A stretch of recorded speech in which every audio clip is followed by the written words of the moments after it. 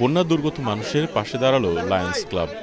ফেনীর চারিপুর ও সহদেবপুর এলাকায় প্রায় ১২০০ ক্ষতিগ্রস্ত পরিবারের মাঝে পৌঁছে দেওয়া হয়েছে খাদ্য সামগ্রী ও ওষুধপত্র।